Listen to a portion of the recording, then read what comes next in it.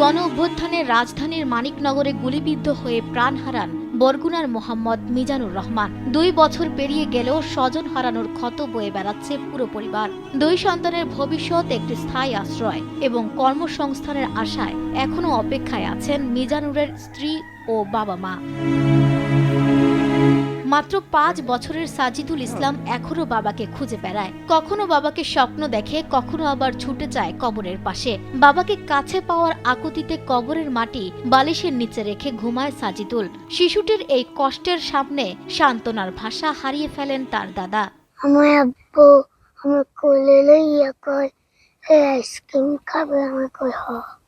এরপর কয় সাইকেল কিনে দিচ্ছে, এই কয় সাইকেল লাগবে, আমি কই হ।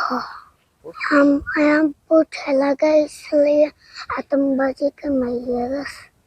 ঠেলা গাড়ি চালায় একটা পুলিশই আমার আব্বুকে বুকে গুলি মারছে। 2024 সালের 20 জুলাই ছাত্র জনতার আন্দোলনের সময় নিহত হন বরগুনার সদর উপজেলার বাসিন্দা মিজানুর রহমান। বুকের ধন হারিয়ে আজও চোখের জল থামেনি বাবা মায়ের। 2 বছর পেরিয়েও শোক আর অনিশ্চয়তার অন্ধকার কাটিয়ে উঠতে পারেনি পরিবারটি। আমার যেই ছোট নাতি আমাকে বলে, দাদু ভাই আমার বাবা কি ঘুম থেকে উঠবে না, আমার বাবা কি বাড়ি আসবে না, আমার বাবাকে দিয়ে ফোন করে কাজে যাইবে না। তখন আমার মনে হয় আমার কলিজার ভিতরে আকাশে যেমন গর্জনে ডাক দেয়, তার চেয়েও দ্বিগুণ গর্জনে ডাক দেয়। ওই গোরস্থান থেকে মাটি বোতল ভরে এনে বালিশের তলে রেখেছে ঘুমায়। সরকার যে সহযোগিতা আমাকে করছে, সহযোগিতা যদি আমি ভালোই করছে, মোটামুটিভাবে চললে থাকতে পারি। তুবনের বাড়িতে হাতড় দিয়ে আমি খাইতে আসি, কিন্তু আমি চাই সরকারের কাছে যে এরা যেন কোনো বাড়িতে কোনো দিকে আর যেন না লড়ে। সরকার এমন একটা কাজ করে যাইবে যেন কোনো সরকারে এখন না লড়াইতে পারে একটা স্থান বাসস্থান। স্বামীকে হারিয়ে শোকে কাতর জাকিয়া আক্তার শিরিন।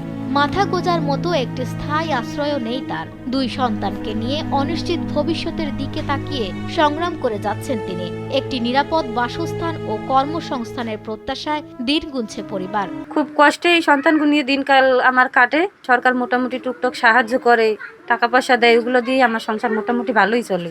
সব থেকে আমার ভালো হয় যে কোনো একটা কর্মসংস্থান বা কোনো একটা থাকার স্থান, এরকম যদি কোনো সরকার আমাদের কোনো ব্যবস্থা করে দিয়ে যায় বা এরকম কোনো ব্যবস্থা করে, যাতে আমি আমার সন্তান বা আমার নিজের আলাদা একটা থাকার ব্যবস্থা, কর্মস্থান, যাতে আমি নিজের মতো করে সন্তানদের নিয়ে বাঁচতে পারি।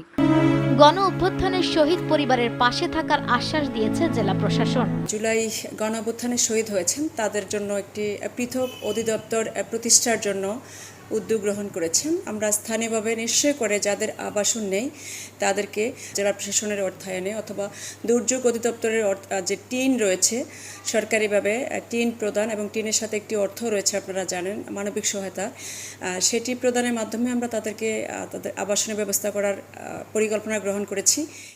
শুধু মিজানুরই নয়, 2024 সালের জুলাই গণ অভ্যুত্থানে দেশের বিভিন্ন স্থানে সংঘটিত সহিংসতায় বরগুনা জেলার আরও 10 জন শহীদ হন। নিউজ ডেস্ক, দেশ টিভি।